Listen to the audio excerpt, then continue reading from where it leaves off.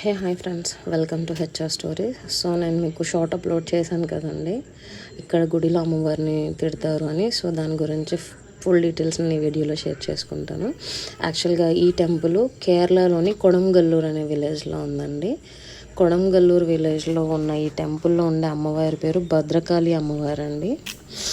యాక్చువల్గా ఈ టెంపుల్ ప్రత్యేకత ఏంటి అంటే, సంవత్సరానికి ఒక్కసారి అక్కడ ఒక ఉత్సవం జరుగుతుంది 7 days. ఈ 7 days ఉత్సవాన్ని చూడడానికన్నా వెళ్ళాలండి నిజంగా. ఎందుకు అంటే ఆ 7 days గుళ్ళోకి పూలు పళ్ళు కొబ్బరికాయలు తీసుకొని వెళ్ళరు, కత్తులు కటార్లు తీసుకొని వెళ్తారండి. కత్తులు తీసుకెళ్ళి ఒకరి మీద ఒకరు దాడి చేసుకుంటారు.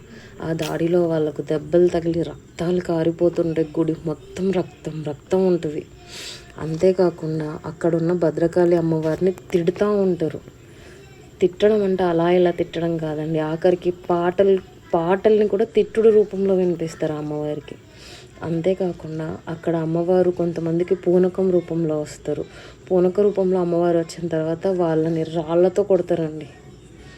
రాళ్ళు తీసుకొని గుడి మీద రాళ్ళు వేస్తారు, మనుషుల మీదకి రాళ్ళు వేసి కొడతారు. ఇవన్నీ అక్కడ విచిత్రమైన ఆచారం. అంటే అవి కొన్ని సంవత్సరాల నుంచి అలా వస్తుందంట, ఆ టెంపుల్ హిస్టరీ అది. సో దానికి మనం ఏం చేయలేం కదండి. సో ఇక్కడ కొబ్బరికాయలు కొట్టడాలు, మంత్రాలు చదవడాలు ఇలాంటివి ఏమీ ఉండవండి.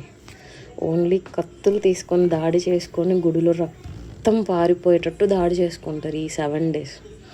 ఈ 7 days అయిపోయిన తర్వాత గుడిని ఒక వారం రోజులు క్లోజ్ చేస్తారండి. అది కూడా ఎందుకు, ఆ రక్తం మరకలు శుభ్రపరచుకోవడానికి.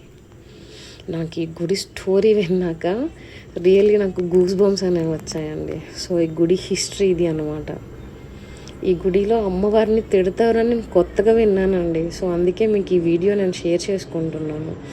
లిటరలీ అండి, ఈ స్టోరీ విన్న తర్వాత నాకు రియల్లీ గూస్ బంప్స్ వచ్చాయి. మేబీ నేను కూడా మీకు కొంచెం హిస్టరీ షేర్ చేసినట్టు ఉంటుందని చెప్పేసి వీడియో షేర్ చేసుకుంటున్నా. ఏమైనా తప్పులు ఉంటే క్షమించాలి. Thank you.